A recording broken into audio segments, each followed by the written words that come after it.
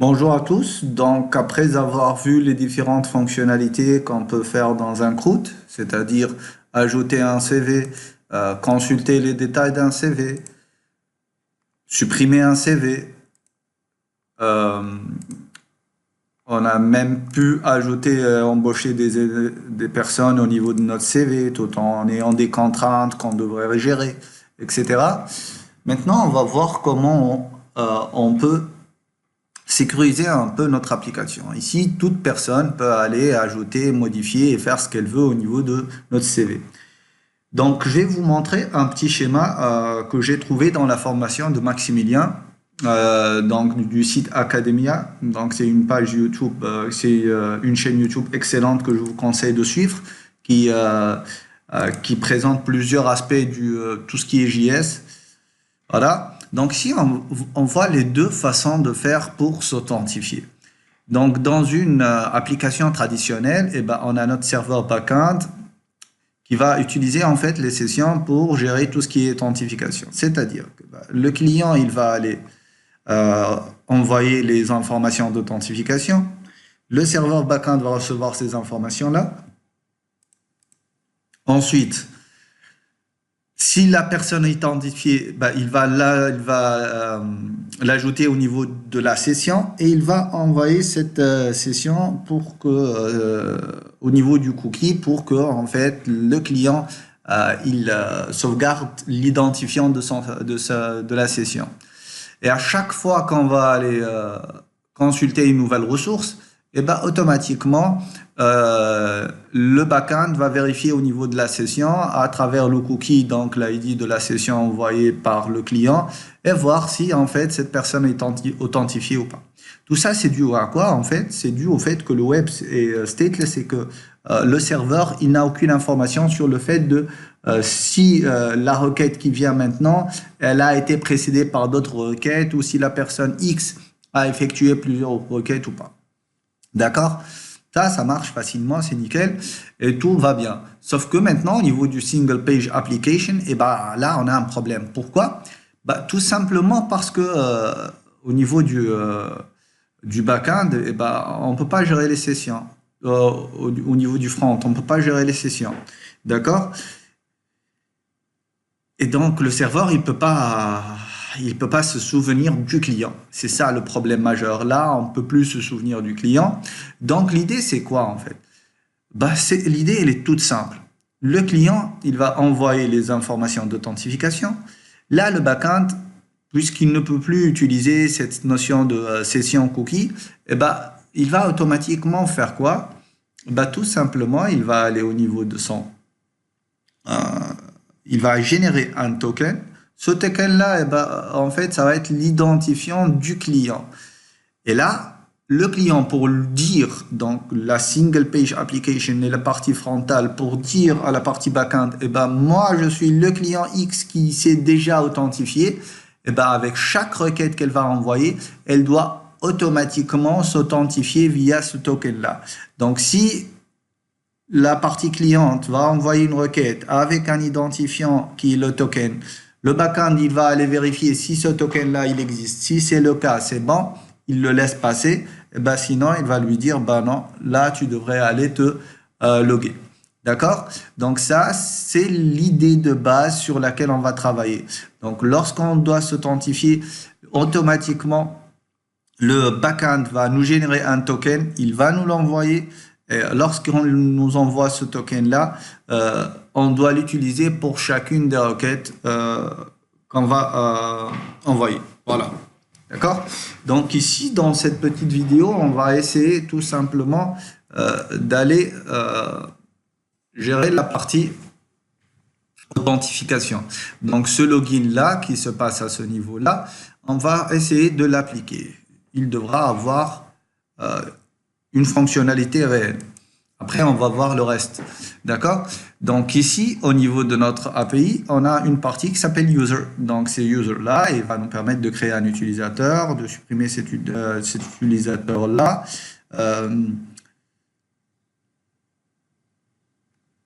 D'accord? Et donc tout ça, ça va nous permettre de faire ce qu'on veut. On peut aussi se loguer, faire un logout. etc., etc. Vous voyez ici, en faisant un login, vous allez voir ce qui va se passer. Déjà, je vais aller créer un user. Donc, je vais faire un post de user. Vous voyez ici que l'utilisateur, il peut avoir ces informations. En fait, les seules informations obligatoires, c'est le email et le password, en fait, réellement. Donc, si je vais lui dire, tiens, je vais aller insérer un utilisateur. N'oubliez pas que cette base de données, elle est in-memory, d'accord? Ce qui fait que dès que vous allez redémarrer, bah, tout ça va disparaître. À gmail.com et je vais avoir un password qui va être 40234 puisqu'on a déjà la contrainte au niveau du formulaire. Donc, passwords 40. En envoyant cette requête-là, bah, il va me dire que j'ai un utilisateur qui est déjà connecté. Il va s'appeler, il va avoir l'ID 1 et cet email-là. D'accord? Et donc là, je vais aller vérifier si je peux me loguer ou pas avec cet utilisateur. Et donc là, au niveau de notre login, voilà, il me demande en fait d'envoyer l'utilisateur, les credentials. En fait, je vais lui envoyer tout ça et je vais essayer de me connecter. Et vous voyez ici que il me retourne une réponse de 100, c'est que c'est bon. Et il me retourne l'ID de l'utilisateur, quand est-ce qu'elle a été créée. Et là, c'est l'identifiant. En fait, ça, c'est notre token. D'accord? Donc, je peux aller ici ajouter mon token. Et là, à chaque fois que j'envoie une requête, ce token-là va être automatiquement associé. Donc, nous, au niveau de notre côté Angular, qu'est-ce qu'on devrait faire? Eh bien, tout simplement, au niveau de ce login-là, puisqu'on a déjà notre email et notre password, et ben tout simplement, on va essayer de les envoyer, on va récupérer notre réponse et on va sauvegarder notre token en utilisant le local storage. Donc le local storage, c'est un emplacement au niveau de votre navigateur qui vous permet en fait de stocker des données. Et après, lorsqu'on va modéliser donc le reste des fonctionnalités, à chaque fois qu'on va envoyer une nouvelle requête, qui demande une authentification, et ben on va lui dire, tiens, voilà mon token, je suis authentifié, et voilà mon token. Même si la requête ne nécessite pas ce token-là, et ben on va rien perdre. De toute façon, on envoie le token, je suis authentifié. Si la ressource nécessite l'authentification, c'est bon. Si elle ne nécessite pas ça, bah, ça marche aussi. D'accord? Donc ici, au niveau de notre login.ts, on va aller lui dire, bah, on voudrait avoir cette fonctionnalité. Donc, je vais commencer tout ça par créer quoi? Et ben, je vais lui dire, ng va me générer un service qui va s'appeler authentification. Voilà. Donc, ça va être mon authentification service. Lui, il va se connecter à notre API. Il va me permettre de gérer tout ça. Donc, il devrait être à ce niveau-là. Une seconde. Hop. Il l'ajoute. Il est où? Déjà, je vais aller vérifier. Est-ce qu'il l'a ajouté ou pas?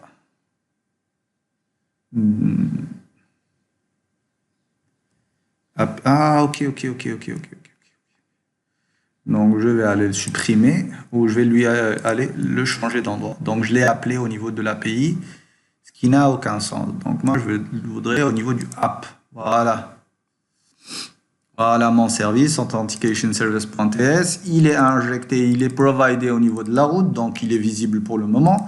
Et là, je vais aller lui dire, bah, tiens, je vais avoir une propriété qui va s'appeler link. Cette propriété-là, elle va prendre la valeur du lien vers mon API, tout simplement.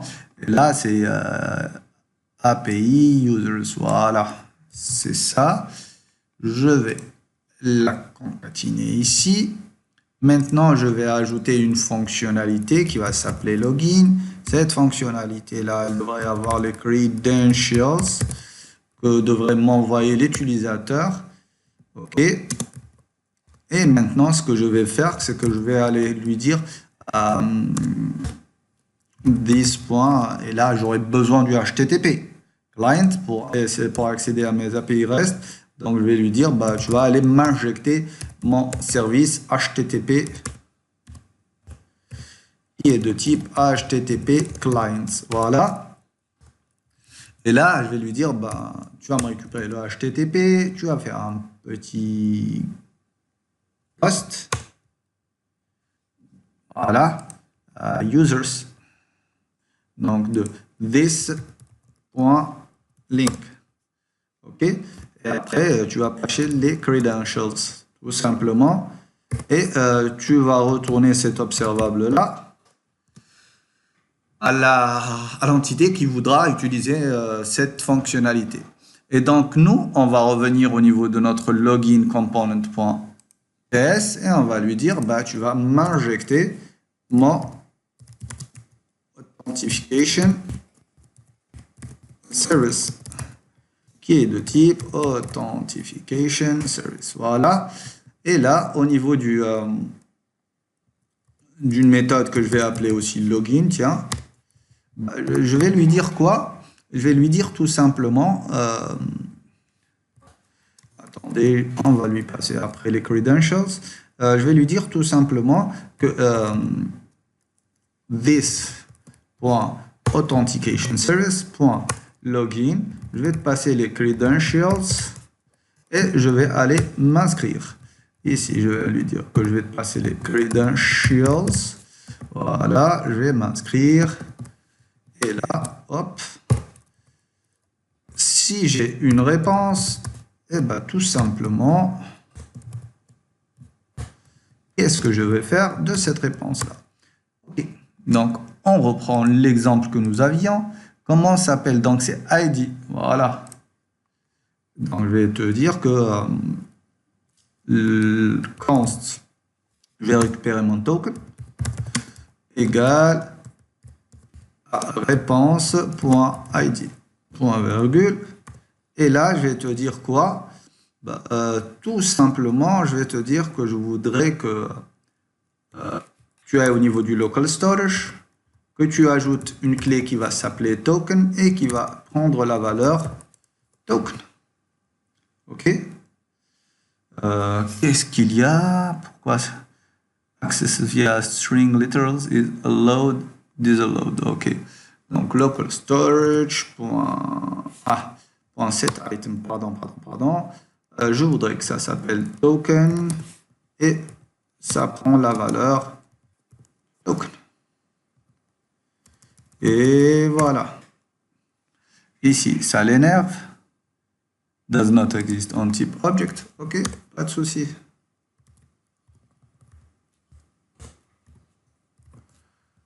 Après, tu vas me dire que je ne peux pas. Fix. Yeah. C'est pas grave, tu la trouveras après. Ok. Et donc, qu'est-ce que je devrais faire aussi? Maintenant, je devrais là me rediriger. Donc ici, je vais mettre link égale cv, point virgule, c'est une constante. Et je voudrais avoir mon router. Donc je vais aller au niveau de mon constructeur et lui demander le router. Donc private router. Ça devient beaucoup plus facile à faire et très rapide parce qu'en fait, réellement, plus ou moins, on se répète. Hein. Donc, router.navigate vers mon link. Très bien. Donc, qu'est-ce qu'on devrait faire d'autre? C'est tout. Normalement, c'est tout ce qu'il y a à faire. D'accord? Donc, maintenant, on va aller au niveau du login component.html et vous voyez ici que en cliquant sur mon formulaire, on peut faire du ng submit tout simplement. On va appeler cette méthode-là. On va lui passer le login.formulaire.value. D'accord? Donc ici, je vais juste vérifier quelque chose avant de faire tout ça. Donc ici, je vais commenter tout ça et voir voilà, CTRL Z.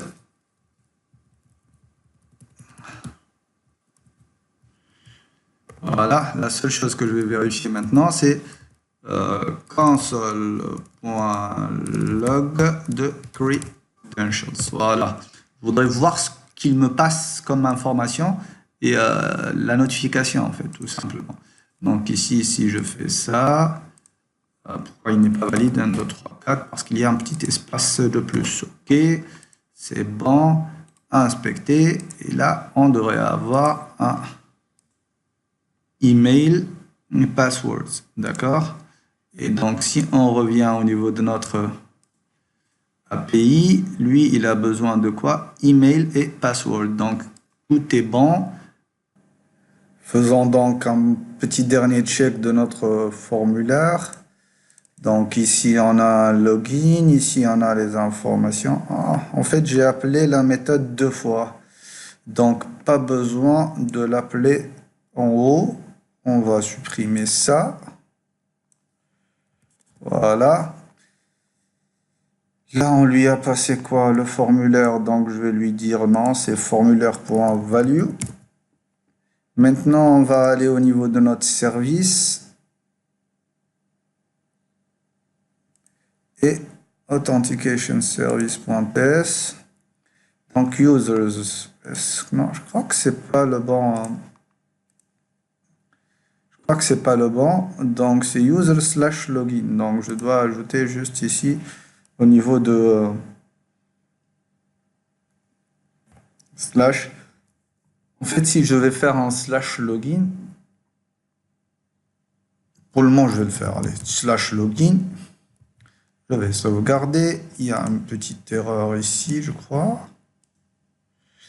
Unexpected token extractor method architecture property was expected. Où ça?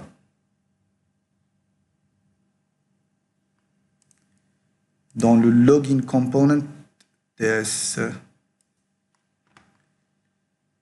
Ah, bon. Voilà. Bon, comme ça. Très bien. Et donc, je vais regarder. CTRL Z, décommenter tout ça. Et je vais aller tester. Je vais aller voir ce qui se passe lorsque je me log. Donc ici, c'est comme ça. J'enlève la petite espace. J'ajoute mes 4 zéros. J'essaie de me connecter. Et là, il me dit Unprocessable Entity. Donc, il n'arrive pas à procéder cette entité-là. Pourquoi l'URL, c'est localhost 3000/API/users? Je pensais l'avoir changé là. Ce lien-là,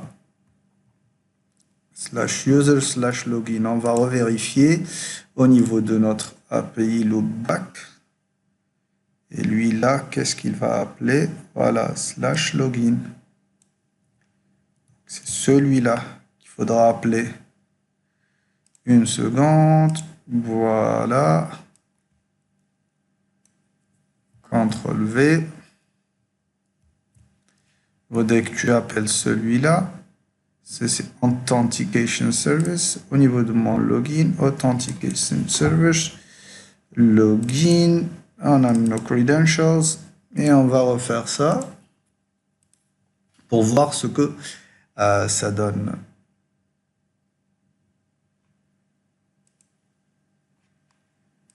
Ok. Bon. 1, 2, 3, 4 et se connecter. Là, il n'arrive pas à voir l'entité.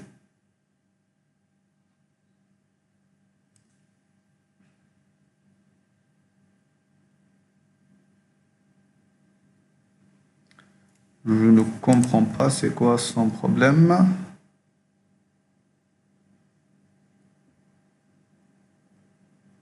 Pourquoi ça bloque?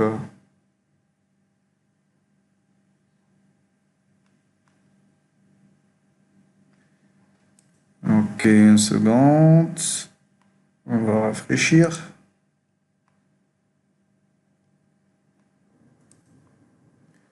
Je vais essayer d'afficher les erreurs en fait au niveau de ici. Donc si j'ai une erreur, Parce que sincèrement, je ne vois pas de quoi il s'agit. Et ben, je vais faire un petit console.log de mon erreur. Et pour voir c'est quoi son problème. Je vais réessayer. Donc ici, je vais donner cet email-là. Et je vais lui dire 4.0. Je vais me connecter. Je vais voir ce qu'il m'affiche. Si j'ai mon erreur, OK. Unprocessable entity. Voici l'erreur. L'instance user n'est pas valide. Détail. Email already exists. On dirait en fait qu'il exécute la méthode post. Je ne comprends pas. Sincèrement, là, je bloque. Une seconde, on va essayer de voir ce qu'on peut faire. Je vais aller ici.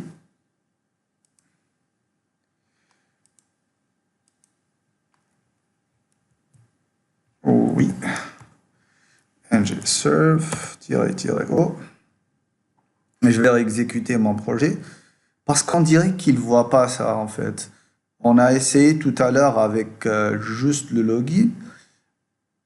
Et là, on a modifié. On est allé lui dire que je ne veux pas juste le user, je veux le login. Là, il bloque. Fail to compile. Property ID does not exist. OK. Donc, c'est ça ton problème. Bah, on va l'enlever. Token égale test pour le moment. Voilà, point virgule, et hop, voilà. Là, c'est bon. Faut compiler là.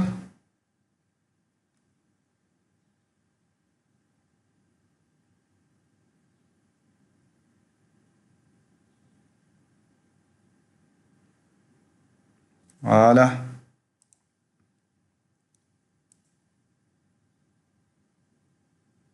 Je vais aller essayer de me loguer, je vais inspecter. Je vais faire ça. Et je vais partir avec mes 4 et je vais essayer de me connecter. Et ça marche. En fait, tout le problème venait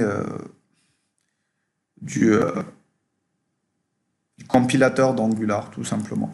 C'est pas grave. Donc ici, on va revenir, on va lui dire non, cette fois-ci, eh ben, tu vas faire ce que je te dis de faire, c'est-à-dire ça.